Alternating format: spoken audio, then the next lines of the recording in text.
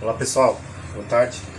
Vou resolver para vocês aqui um exercício do capítulo 10, tá? Que é sobre ciclos de potência na fase gasosa, né? Realmente com ar. Esse exercício ele é bem interessante porque ele tem várias etapas, né? É o exercício 10.36, que está na página 450. Então o enunciado fala o seguinte, um ciclo de turbina a gás para uso veicular está mostrado na figura P10.36. Na primeira turbina, o gás expande até uma pressão P5, suficiente para que a turbina acione o compressor. O gás é então expandido em uma segunda turbina que aciona as rodas motrizes. Os dados do motor são indicados na figura. Então, pessoal, aqui acontece é mais ou menos o que acontece às vezes num automóvel, tá? Não é bem assim que acontece, mas você tem a entrada do ar, ele é comprimido, passa num trocador de calor, recebe calor externo aqui.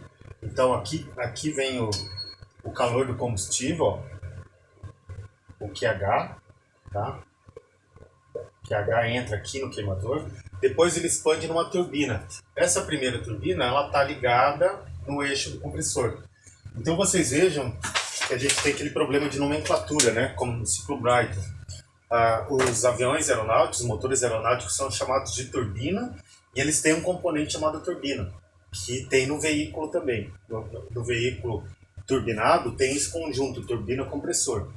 Então tem uma turbina que expande com os gases queimados e todo o trabalho, isso que é importante vocês verem, como eles estão ligados aqui o eixo, o trabalho que sai dessa primeira turbina vai todo para o compressor, para comprimir o ar. Então o ar é comprimido, passa no trocador de calor aqui, recebe o regenerador, né? Recebe calor, recebe mais calor no queimador, aí ele expande na turbina, expande de novo na turbina e aqui sim realiza o trabalho líquido que vai para o eixo do motor. Depois ele vai embora, os gases de exaustão ainda estão quentes, tem uma temperatura alta, e aí aqui no regenerador ele perde calor para o ar que está entrando, né? Então esse é um ciclo muito comum com regeneração, que a gente chama, né? Considerando que o fluido de trabalho é o ar, ao longo de todo o ciclo e admitindo que todos os processos sejam ideais. Aqui é importante, tá? Quando ele fala para vocês que todo processo é ideal, todos os processos são ideais, o que ele está dizendo para nós? Ele está dando uma dica importante para a resolução do problema. Por quê? Porque um compressor ideal é um compressor isentrópico. Então aqui a entropia no ponto 2 é igual a entropia no ponto 1. Aqui, trocadores de calor são equipamentos que operam a pressão constante. Então aqui, regenerador, esqueci de escrever, né? Regenerador. Então, isso significa que a pressão na saída é a mesma pressão de entrada.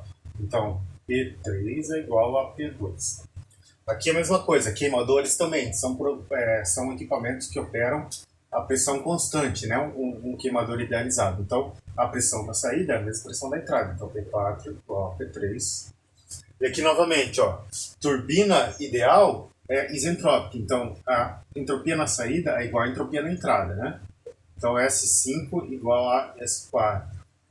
E aqui também, turbina motriz, entropia na saída igual a entropia na entrada. S6 igual a S5. E aqui a mesma coisa, né? Como é um trocador de calor, então a pressão na saída é igual a pressão na entrada. Então, P7 igual a P6. Isso aqui vai ajudar bastante a resolver o problema, tá?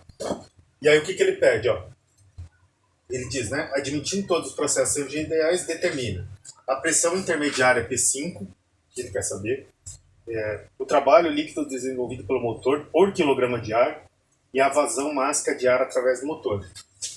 Qual que é a vazão máxima aqui, pessoal? Dá para ver que o que entra no compressor em 1 sai no 2, passa no trocador de calor 2, 3, depois passa no queimador, entra um pouquinho de ar, 4, 5, depois 5, 6, até o 7. Então a vazão de ar aqui é a mesma, tá?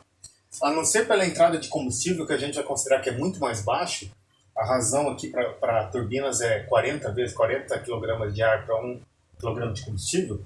Então a gente vai desconsiderar a massa de combustível. Então a massa de ar que entra aqui é a mesma que sai. Então a massa de ar é igual em todos os pontos, tá? Isso é importante vocês entenderem. A temperatura e letra C, né? Determine a temperatura do ar na seção de entrada da câmara de combustão, T3. E o rendimento térmico do ciclo, tá? Então é importante vocês olharem a figura, porque o que ele vai dar para nós? Ele vai dar pressão 1, temperatura 1. Pressão 1, 100 kPa, temperatura 1, 300 kPa. Ele deu a razão de pressão do compressor. Ó. Ele também diz para nós que P2 dividido por P1 é igual a 6. Então a razão de pressão desse compressor é 6. Ele deu aqui ó, P7. P7 vale 100 kPa, porque ele está descarregando na atmosfera. Então P7 igual a 100 kPa. Ele deu também para nós aqui ó, o trabalho líquido. 150 kW. Tá vendo? Então esse é o trabalho, na verdade é o maiúsculo, né? Então a taxa de trabalho 150 kW. Ele deu P7 100 kPa. Ele deu T4 também aqui, ó. T4 vale, deixa eu ver aqui, T4 vale 1600 Kelvin. E por enquanto é isso, tá? Foi isso que ele deu. E aí a pergunta, como é que nós vamos resolver esse problema? Essa que é a grande pergunta. Para resolver o problema, ó, tem que usar o software CATT. Então, vocês já podem abrir o software.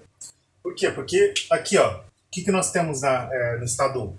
Tá, mas antes disso, só deixa eu listar as coisas para você, né? Então, resolução aqui.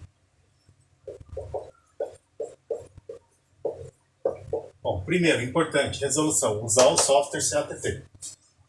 Agora, hipóteses. Hipóteses simplificativas, né? Quais são as hipóteses que nós vamos utilizar aqui? Ó? Primeiro, regime permanente. Então, tudo que entra aqui é o que sai e não há variação com o tempo, tá? Então, regime permanente. Isso aqui vai ajudar bastante a resolução do exercício. Regime permanente. Hipótese 2. Hipótese 2, qual que eu coloquei como 2? Na verdade, ele já deu para nós, né? Processos ideais. Isso aqui é muito importante. Porque quando ele diz que é processo ideal, eu sei que a compressora e as duas turbinas são isentrópicas. E o trocador de calor é isobárico, né? Pressão constante. E o queimador também é pressão constante. E como hipótese 3, ó, como ele diz para nós que os processos são ideais, ó, eu vou considerar que o ar é gás ideal e gás perfeito.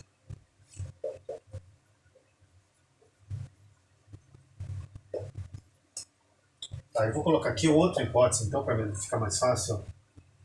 Então, hipótese 3, o ar é gás ideal. E a hipótese 4, ar é gás perfeito. Quando eu falo que o ar é um gás perfeito, ó, o calor específico dele é constante. E não é função da temperatura. Isso aqui é muito importante. Então, o CP do ar, pegando da tabela, nós vamos pegar ele a 25 graus Celsius, tá? Vai ser constante, vai ser 1,004 kJ por quilograma. Isso aqui vai ajudar bastante a gente a resolver o problema, tá? Então, é importante vocês anotarem, parem o vídeo e anotem as hipóteses aqui, tá? E aí, a primeira coisa que nós precisamos saber, né? Vamos começar a resolução do problema calculando os estados. Então é isso que a gente faz, ó, passo a passo, tá, pessoal? Ó. Então, vamos começar aqui, ó, estado 1 e estado 2.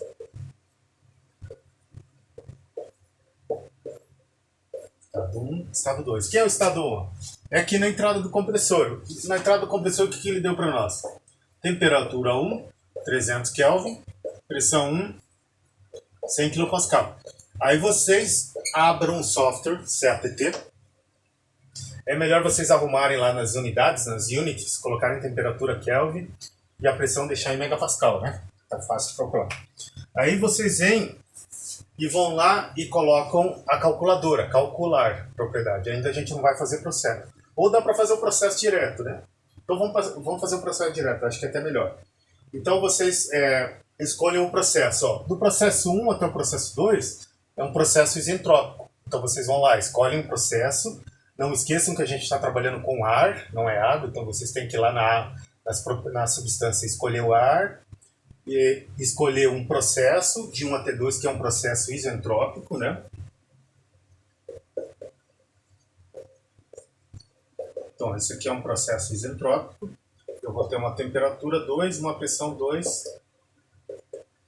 E aí, quando vocês colocam esse processo, vocês fazem rodar, né? Daí ele vai aparecer para vocês o estado 1, entropia 1 e entalpia 1. A entropia 1 deu 6,87 kJ por quilograma Kelvin. A entalpia 1 deu 300,6 kJ por quilograma. S2 é igual a S1, né, para o processo isentrópico, 6,87 kJ por quilograma Kelvin. E o H2 é 501,9.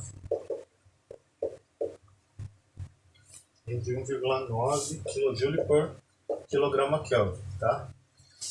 Então, para vocês calcularem um processo isentrópico, vocês precisam primeiro dar as propriedades de entrada, 300 Kelvin de temperatura e 100 kPa. E aí ele vai pedir para vocês uma propriedade do estado 2, né? A gente pega pela relação de pressão. Então, P2 P2 sobre P1 igual a 6. Se a P1 é 100 kPa, então P2 é 600 kPa. E aí, tirando do software, a gente tem que a temperatura 2 é 498 Kelvin. Tá? 498 Kelvin. E aí, o estado 3. Vamos continuando aqui, né? Vamos calculando estado por estado.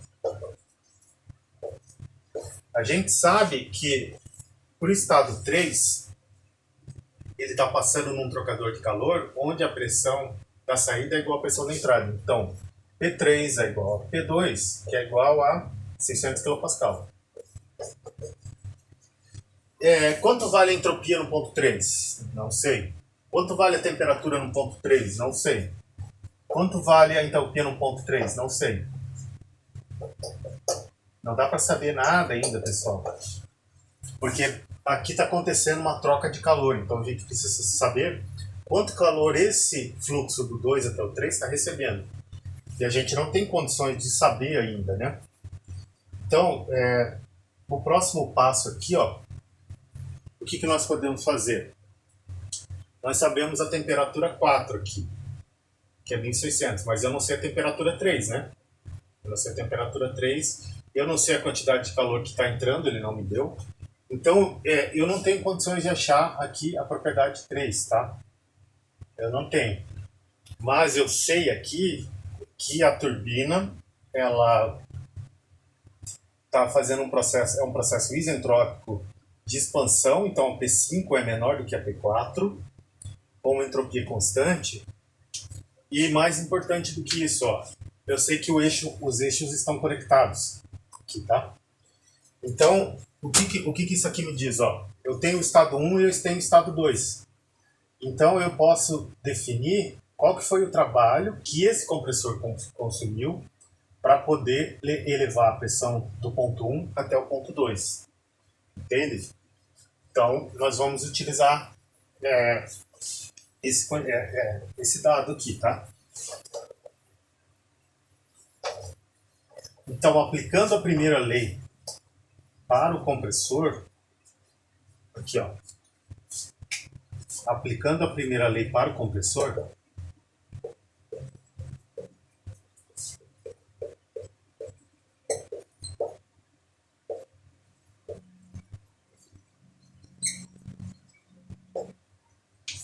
então, a primeira lei diz o seguinte, né? A variação de energia no volume de controle com o tempo é igual a quantidade de calor menos quantidade de trabalho, mais o somatório da massa, entalpia, que entra menos o somatório de M ponto entalpia que sai, né? M ponto entalpia que sai. Tá, agora, ó, da hipótese 1, regime permanente, isso aqui é igual a zero. Para o compressor, ó, o compressor é diabático isentrópico, então calor igual a zero. Então fica assim, zero é igual ao trabalho mais entalpia que entra, né? M ponto entalpia que entra menos M ponto entalpia que sai. Aqui é menos, né? O trabalho. Importante. Tá, o trabalho, então, vamos colocar trabalho. Se ele é negativo, eu vou passar ele para cá, tá? Trabalho de 1 até 2. Como eu não sei o M ponto, ó, eu vou dividir o trabalho por M ponto e cortar aqui, porque é o mesmo M ponto que entra, é o mesmo M ponto que sai. Por enquanto não me importa qual que é esse valor da massa, tá? Então vai ser a massa, a entalpia que entra menos a entalpia que sai. A entalpia que entra é H1 menos H2, né? E a gente já tinha pego o valor de H1 e de H2 do software, né? Então, trabalho de 1 até 2 é igual a... Trabalho de 1 até 2 deu H1 vale 300,6. E o H2, 501,9. Então vejam, pessoal, ó, vocês têm que observar bem o sinal, tá, da equação. Então, o que sai tem um sinal negativo e é maior do que entra. Então, o trabalho vai ser negativo. Então, o trabalho de 1 até 2 deu menos 201,3 kJ por quilograma. Tá certo esse valor negativo?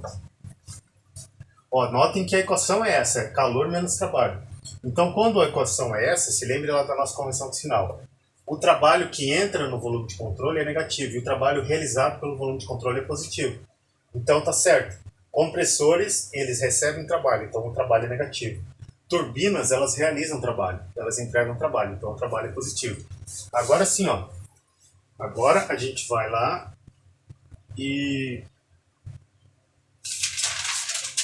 encontra, faz o mesmo balanço aqui, ó, esse mesmo balanço de energia para a turbina. Vai acontecer a mesma coisa, ó. A variação do volume de controle por tempo é zero, a troca de calor é zero. Então, para a turbina,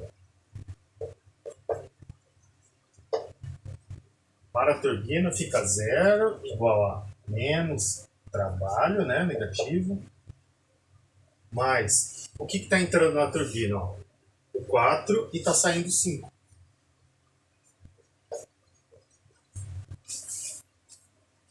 E aí, nesse caso, ó, o 5 vai ser menor do que 4. Tá, pessoal? E aí vocês têm duas formas de fazer. Ó. Vocês sabem que é o mesmo trabalho e que o trabalho da turbina aqui é positivo. Então vocês podem colocar esse mesmo valor direto lá na fórmula. Então deu menos 201,3 mais H4 a gente não sabe. E H5 eu já calculei. Peraí, só um pouquinho.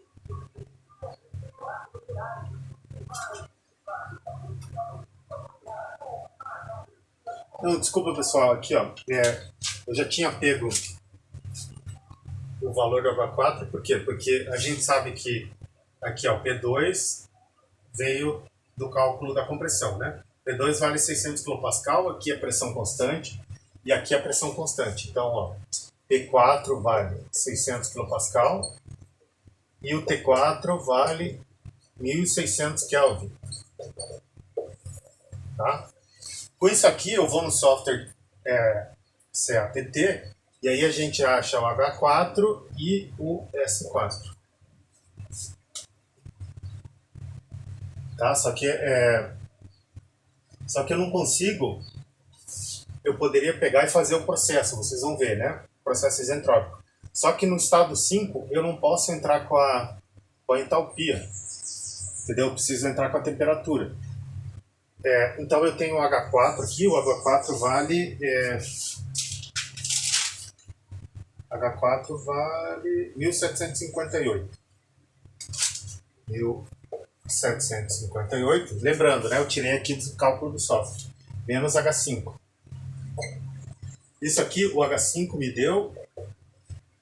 o H5 vale 1556,7 kJ por quilograma. Tá, então vocês podem anotar. E será que adianta o H5 para mim? Na verdade não adianta, porque o software ele não vai aceitar. Ó. Se eu tiver o H5 aqui para calcular a propriedade, por exemplo, a expansão isentrópica entre 5 e 6, eu não posso. Tem que ter temperatura e pressão.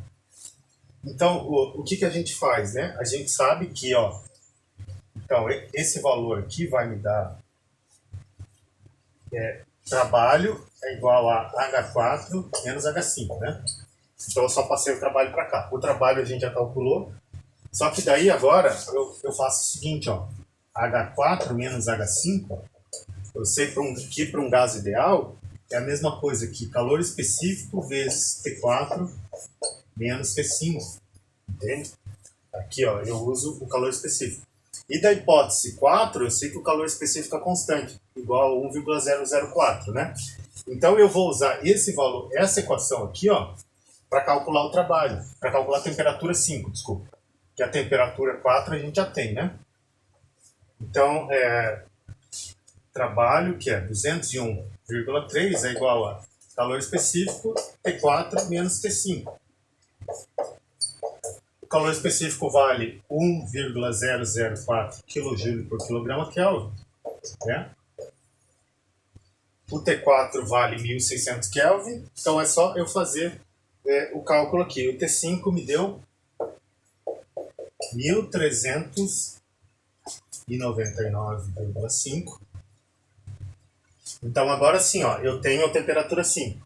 Se eu tenho a pressão 4, a temperatura 4, e eu sei que é um processo isentrópico, eu jogo lá no software CATT e falo, eu quero um processo isentrópico que começa com 600 kPa, 1600 Kelvin de temperatura e termina com temperatura de 1399. Quando a gente faz isso, ó, ele me retorna uma pressão de... Então, a pressão 5 vai ser... A pressão 5 vai ser 341,2 kPa. Se a gente não tivesse o software CATT, eu poderia usar a equação dos gases ideais. Então daria bem mais trabalho, tá? Mas é possível fazer também, se você não tiver um software à mão, né? Então, pessoal, agora a gente já chegou, se não me engano, na letra A, né? Deixa eu conferir aqui, que ele está pedindo. Na letra A, vamos ver. Então, letra A, a pressão intermediária é P5, tá aqui, ó. Então, P5 vale 341,2. Tenho a temperatura P5 e tenho a pressão P5 aqui. Então, agora eu faço novamente. Eu sei que essa turbina aqui, ó, ela é uma turbina motriz, né? Que opera sobre um processo isentrópico. Então, eu faço novamente, ó. Processo isentrópico entre 5, que tem temperatura 1399 Kelvin, pressão 341,2 kPa, e pressão de saída, ó, é a pressão atmosférica. Por quê? Porque o regenerador, ó, na P7 vale 100 kPa. Aqui é processo constante, é pressão constante. Então a P6 é 100 kPa. Então aqui a saída é 100 kPa. Então dá para calcular todas as propriedades do ponto 6 ali. E aí, agora, vem a letra B do problema, né? Porque agora ele quer saber o M ponto. Qual que é o M ponto aqui? Então, novamente, né? Eu aplico a primeira lei para a turbina.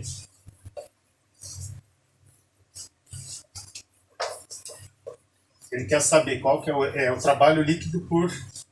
Agora ele quer saber, né? O trabalho líquido por M ponto de ar, né? Por quilograma de ar. Quanto vale isso? Primeiro, agora a gente tem que achar o M ponto do ar. Então eu aplico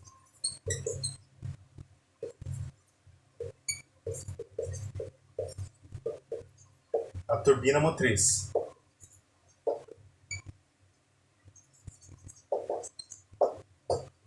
Então, é a primeira lei do capítulo 4, né? Variação da energia no de controle com o tempo, igual a quantidade de calor menos quantidade de trabalho, mais somatório M ponto entalpia que entra, menos somatório M ponto entalpia que sai.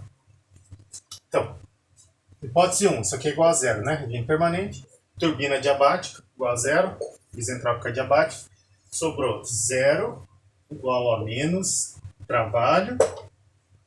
Agora sim eu vou usar o M ponto, ó. E o M ponto que entra é o mesmo que sai, pela conservação da massa. Então ficou mais M ponto vezes a entalpia que entra. Quem que está entrando aqui, pessoal? Ó, 5 menos a 6. Então, quando eu fiz o cálculo utilizando o software CATT, eu já tinha os valores no ponto 5, achei as propriedades no ponto 6 e encontrei a entalpia, né? Inclusive a entalpia. Então, aqui ficou, se vocês colocarem o sinal do trabalho produzido aqui, ele é positivo. Então, ficou trabalho igual a M ponto vezes H5 menos H6. E aí o trabalho é esse valor aqui, né? 150 kW. Ó, M ponto H5 1515 menos H6 é 1088. Então agora é só subtrair, ó. O M ponto deu. Então subtrai 1515 de 1088, divide 150 pela subtração. Esse M ponto resultou em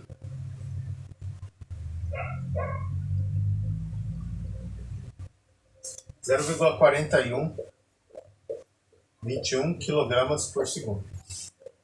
Tá?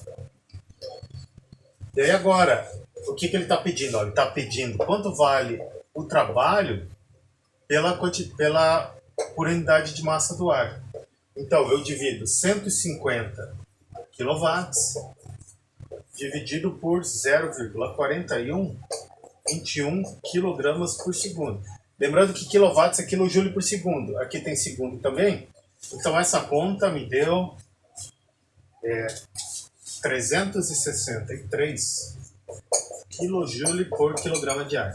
Ou seja, quando eu tenho cada quilograma de ar que passa pelo sistema, me gera 363 kJ de trabalho. Então tá aqui, né? A letra B.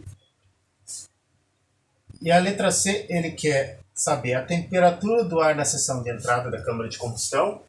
T3 quer saber também a eficiência térmica do ciclo, né? A eficiência global desse ciclo aqui. Então, vamos apagar de novo. Aí fica um pouquinho mais complexo, né? Eu vou mostrar para vocês agora o que está acontecendo aqui. Porque agora nós vamos ter que aplicar de novo a primeira lei. Então, vamos aplicar a primeira lei aqui, ó. Agora, para eu saber a temperatura do ponto 3, que eu quero saber, eu tenho duas formas de fazer. Ou eu relaciono 4 com 3 e sei o calor que está entrando, ou eu relaciono 2 e 3 e sei o calor que está saindo daqui. Então, vamos primeiramente aplicar a primeira lei ao regenerador. Regenerador. Tá. Nós vamos considerar que esse regenerador ele é adiabático, ou seja, ele não perde calor para fora, né? Ele é isolado aqui. Ele é isolado. Então, todo o calor que entra com o fluxo de massa 6 aqui, ele vai para o outro fluxo 2, 3.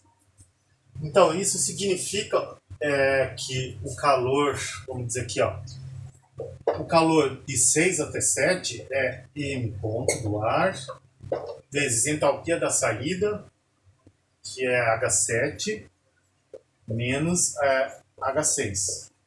Da mesma forma, o fluxo de calor de 2 até 3 é igual ao M ponto do ar, H3 menos H2.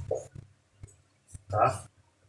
E eu sei também, pelo que eu falei para vocês, né, que ele é um regenerador, um trocador de calor isolado, que a taxa de calor de 6 até 7 é trocado com 2 até 3. Então o calor de 6, 7 é igual ao calor 2, 3, né, em módulo. O que sai de um entra no outro. O M ponto de ar nós já calculamos, vale 0,41, né?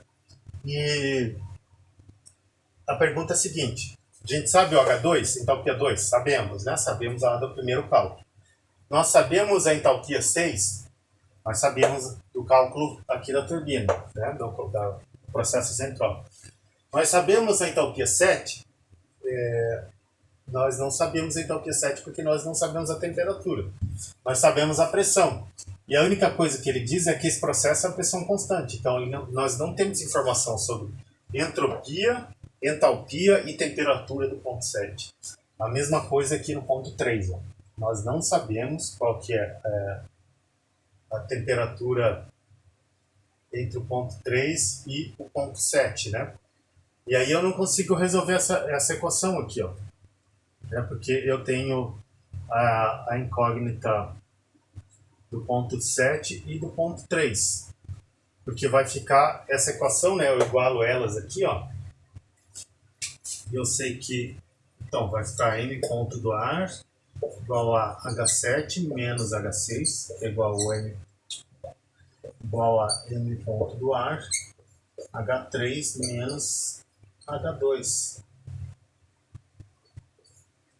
Então, o M ponto do ar a gente corta, né? O mesmo. Então, o H7 é incógnita e o H3 é incógnita. Então, eu consigo colocar o H3 em função do H7 e o H7 em função do H3. Mas falta uma equação ainda, pessoal. Falta uma equação. Então, a gente pode aplicar ainda a primeira lei à máquina inteira. Então, como é que seria isso? Ó, aplicar a primeira lei ao motor inteiro, né? Não sei como é que ele chamou isso aqui, acho que é motor, né? Um ciclo de turbina, então ao ciclo todo. E como é que eu vou fazer isso? Então daí agora, ó, eu vou ter que fazer um volume de controle aqui, ó, que engloba todo mundo, ó. Esse aqui é o volume de controle, tá? Então quem que está entrando aqui nesse volume de controle? O calor está entrando. Está entrando um fluxo de ar no ponto 7, no ponto 1, e está saindo um fluxo de ar no ponto 7. Então entra no 1, sai no 7. Está entrando calor aqui no queimador, né, calor de combustível. Está saindo trabalho líquido aqui. Esse calor trocado no regenerador está dentro do volume de controle, então ele não conta, tá, pessoal? Então, simplificando o volume de controle, ó, nós teríamos aqui ponto 1 com entrada de massa, né? Ponto 7 aqui com saída de ar,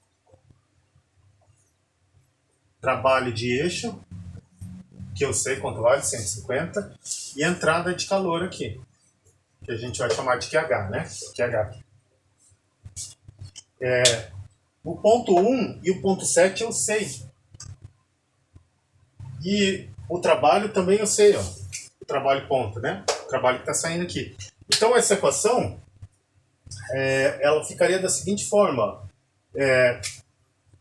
O que está entrando? QH mais M ponto H1 é igual ao trabalho mais M ponto H7. O que está entrando e o que está saindo. Daria para vocês fazerem da mesma forma, aplicando a primeira lei como a gente escreveu, né? Ó. Deixa eu ver aqui. Olha aqui. D sobre dt é igual ao calor menos o trabalho mais M ponto de entalpia que entra menos M ponto de entalpia que sai. Então, o que está saindo? Ó? Trabalho negativo, então o que sai? Então, esse passa para lá. Isso aqui é igual a zero, né? Então, estão vendo? Ó, o que sai, como o trabalho é negativo, ficou positivo. Aqui era negativo, ficou positivo. E os dois, calor e entalpia que entra, são positivos. Então, eu já fiz direto, tá? Por isso que o sinal aqui bateu. Mas só para vocês recordarem que vem da mesmo equacionamento que a gente está fazendo. Então, aqui, ó, se eu passar para cá, esse para cá, vai ficar assim, QH é igual a QH igual a trabalho mais M ponto, que a gente sabe quanto é, né? H1 H7 menos H1.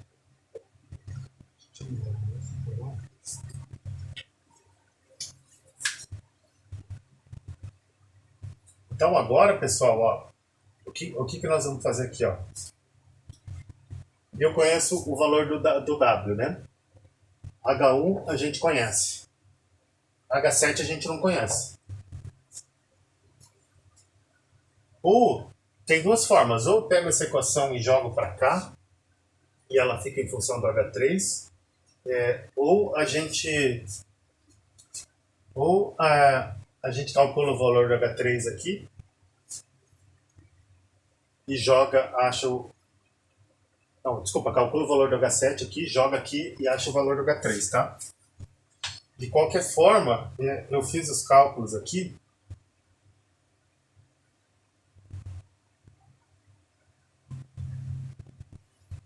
Eu fiz os cálculos aqui, pessoal, e a gente chegou nos resultados que, em função, podem ser feitos através da entalpia ou através da temperatura, né? Que a gente sabe que, ó, nesse caso aqui, M ponto H7 menos H1 é igual a M ponto calor específico do ar vezes T7 menos T1. Então, eu fiz os cálculos aqui, ó, e eu tive H3 é igual a 600 kJ por quilograma e T3 é igual a 512 Kelvin, que é maior que a temperatura T2. Então, a partir disso é possível obter o T7 também. Deixa eu ver cadê o T7. Acho que o T7 eu não cheguei a calcular. O T7 eu não calculei porque ele não pediu. Mas vocês podem calcular da mesma forma, né? Então o T3 vale 512. É isso que ele perguntou aqui. E depois eu preciso calcular o que é do queimador. Ó. Então, o Q do queimador vale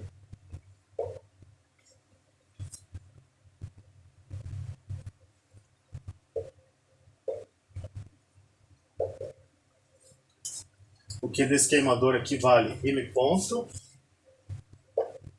H4 menos H3, né? Tá vendo? Que é a mesma coisa que M ponto CP T4 menos T3. Então, o T4 eu já sabia, né? Vale 1.600. O T3 vale 512, a gente calculou.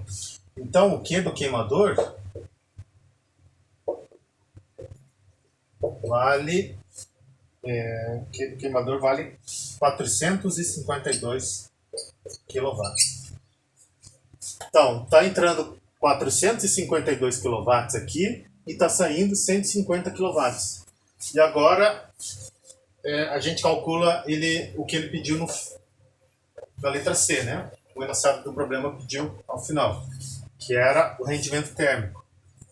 Então, o rendimento térmico do ciclo é o trabalho útil dividido pelo QH. Né? Trabalho útil, já deu para nós aqui, ó, 150 kW. E o calor QH, acabamos de calcular, 452 kW. Opa, 452. Então, o rendimento térmico vale, fazendo essas contas aqui, 33%, deu 0,333. Tá?